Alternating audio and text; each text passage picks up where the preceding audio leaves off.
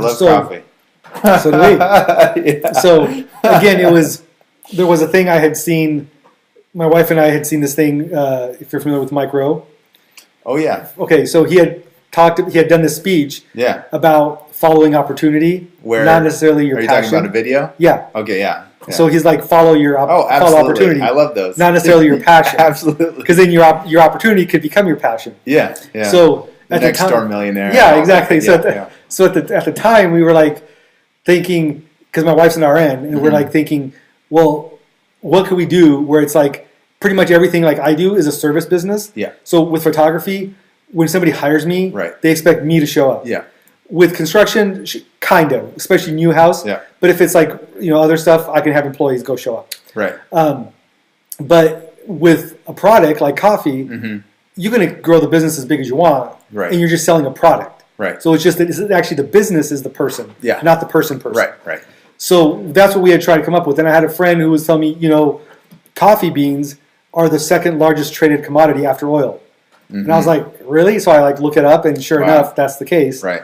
And you mean globally? Globally. Okay. So we're like, okay, this might be kind of fun. So we ordered through Dietrich, which is a coffee roasting machine manufacturer. Right. We ordered a custom machine that they build. When you order it, then they start the building process. Holy cow. So they build it for you custom, however you want. So this is a roasting machine? Yeah. Okay. And so it took like a few months, I think 2 or 3 months. They build the machine, they ship it to us. Right. So then I had gone actually to their facility to train for a week on how to roast. Okay. And then there's so much into it. That was the biggest. So do you roast out of your house or something? No, we have a shop that we built out. Okay. And we have the machine there and the beans and everything. Okay. And so. And then are you staffing that, or is it just something where you go? No, and do it I do all the roasting. Okay. Like I do all the roasting whenever we get orders. Right. Or for like regulars or stuff, we just roast it. Okay. And so we started it. It's been good. I think the thing is one of the drawbacks of having multiple irons in the fire. Right. Is that you can't always focus on all of them. Sure. Equally. Sure. And so because the other stuff is a lot more profitable. Right. It's hard to focus on that. Right. And you need somebody to man, especially the social media aspect of it. Right.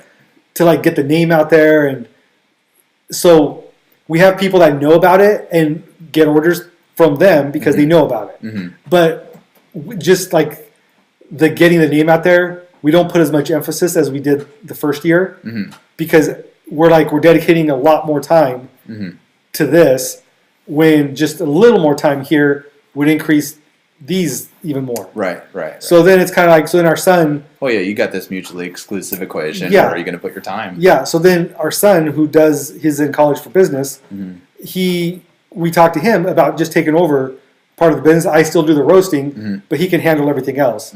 And so that's what we kind of are doing now, where he handles what he wants, but then I still do the roasting just because. Right. I kind of know the week and trained. Yeah, and I know the taste I like and what people order. I can tailor. If somebody orders 4 pounds or more, I will tailor it to what they want.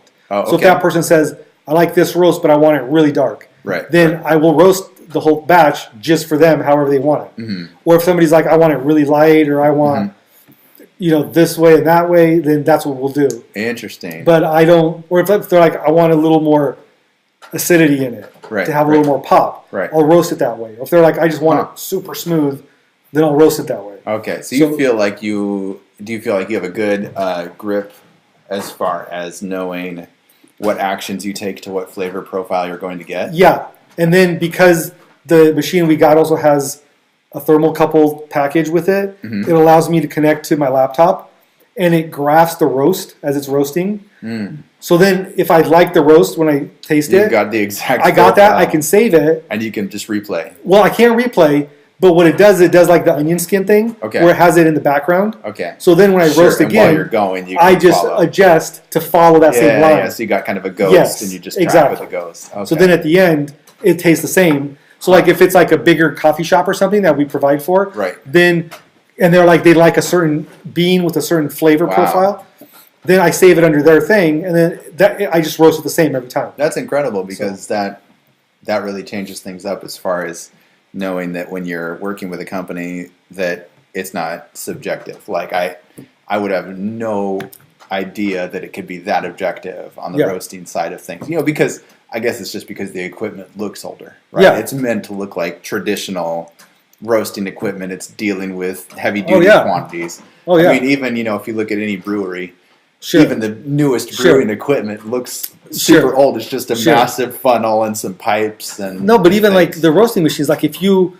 take care of it and maintain it, right. it'll last forever. Like there's, even though on mine I have a clock of how many hours, that's just for me to know, like maintenance wise, like an odometer, right? When I got to do maintenance on certain parts of it, right? But that thing will last forever. Like the drum is just solid metal. Yeah, it's like it is just a solid machine. They're built that way. And there's people that swear that the older machines have a better flavor. Sure. They taste better. That's a good thing. Just like the grill you never clean, right, kind of thing. Right. It's just the same thing. And that's cool. So yeah. I'd love to get into roasting coffee or learning more about that. That's very interesting. I'm a huge coffee fan. I actually got involved with a Kickstarter. Okay. I don't know if you've heard about this one, but it's a company called Bonaverde. They're out of Germany. Okay. And they created a machine where you push the button and you put green beans in the top. Yeah. And it roasts it, grinds it, and brews it. Really? In about 10, 20 minutes. I haven't heard of that. You just push the button and it does the whole thing. That's pretty cool. And what's cool is it comes from the farmers. Yeah. You actually scan the code and it will adjust the roasting profile for it, roast it, and put it through. That's cool. It's amazing. I've actually got it over there. I'll show it to you afterwards. But it's pretty wild. And it actually worked out pretty good. So they were innovative in that the packet that comes when you rip off the top, it has the chip in it that you scan to adjust the roasting profile. Nice. You pour the green beans in the top. Nice. And you slide that channel back in. Then you pull out the filter, and the thing that you just was holding the beans is now the filter. You put that in there, close that up. Okay, that's cool. And then you can actually even use Messenger, Facebook Messenger. They've got a Messenger bot. Okay. And you can configure that bot to talk to your machine. Really? And then you don't have to pay for the machine to talk to the internet. It just talks to the internet through a cellular channel it has. Wow. And you can just type into Messenger brew. Yeah. And it will do the whole thing. Wow. Yeah. So it's like super high technology. And that's crazy. It's pretty funny because a lot of people don't know about them. Yeah. But they're really doing something pretty interesting. Yeah. Because you can also put in roasted beans at this level. Yeah. And you can just do the grind brew. Sure. Or you can put in ground beans here and just get the brew. Yeah. So you can kind of like use it for whatever you want. See, and there's people like that'll say, so that's the thing is like certain parts come down to also to taste and preference. Right. But then there's people that will say that once you roast a bean, you actually have to let it sit for like 2 or 3 days before you actually grind it. Okay. So there's people like I sometimes do it like right away, just like that. Right. Like I'll roast it, take them home that night, and brew it up. Right. But there's some people that say it's got to sit at least 1 day or 2 days or 3 days for certain the gases things to start like still happen within the bean. Okay. But and then there's also techniques. Like I've seen a lot of really cool techniques of like different ways of brewing it, where people will put it in like one of those chemics and fill it with ice to a certain level, and then have a dripper that brews the hot coffee, but then it drips directly onto the ice, so it instantly cools it, and then again it changes the flavor, it gives it a smoother taste. Interesting. So there's all these different methods based on taste, based on just how you like it. Yeah, there's so many different ways to make coffee, and I think one of the things that I liked when I talked to somebody at a coffee shop that I used to go to, there was somebody in there that was calibrating their machines. So I was asking that person, how do you find your flavor? How do you find the thing that you like? I really liked what he said because he talked about something really simple. Just find something that you like.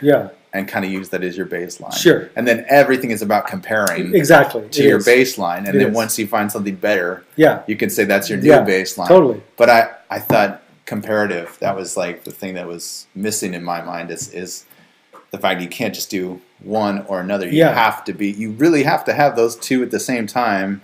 You do. Because you're not going to be able to tell the difference because I mean, I'm sure you've heard all the stuff about, the way wine people will drink wine. And I don't know if you heard about the test where they completely faked them out and they literally did white wine in 2 glasses, but they put food coloring in one of them. Okay. And none of these top professionals that were the wine tasters even knew that one was white that they were both the exact same wine. Yeah. So it's one of those kind of things where it's like it's completely subjective. It is. Unless you're doing like some comparison, because then you can actually say there's these characteristics that are. Well, that's also why. So when we get a new bag or a new bean that I haven't had before, or even just a new season, a new harvest, what I'll do is I'll do a roast, because you can change the flavor just by your temperature, how fast or how slow you heat it up, cool it down, the airflow over the bean, what percentage at what times, a lot of different variables. And so one of the things that we'll do is the first batch at like maybe usually around like 9 minutes when it starts to pop the first time, the first crack, then I'll start taking beans out every like 30 seconds and putting them in cups for about 2-3 minutes. And so then I grind all of those the same way, the same weight, the same water, pour over all of them, and then I do cuppings. So then I can cup each one of those. Right. And each one will have a different taste. Right. And so then I mark different like flavor profiles of like what's more acidic, what's less acidic, what's smoother, what maybe something's a little more woodsy, kind of tasting. So then I'm like, out of these that I just pulled for this bean, which one do I like the most? And so then I keep track of all that. So then I know this is my favorite. So I know from when I roast this way, I drop this bean, I pull. At 10 minutes, 10 minutes, 30, 10:30, I drop the beans and cool them down, and that's the flavor I like. Wow. But then when somebody asks me, hey, I want something a little smoother, then I can go back to my notes and be like, okay, this one at this time was a little bit smoother. Right. So then I would roast to that and then drop it at that time. So yeah, so there's a lot that goes kind of into it, but you're right. You have to have something to compare it to. Right. Because if you're just tasting it, then you're just like, yeah, that's good. It sounds like you've got a pretty sophisticated palate yourself if you're making those distinctions, those adjustments. Well, I think it just comes with learning to like consciously look for that and to be able to identify the different, like if it's something's bitter, if it's acidic, if, being able to identify those.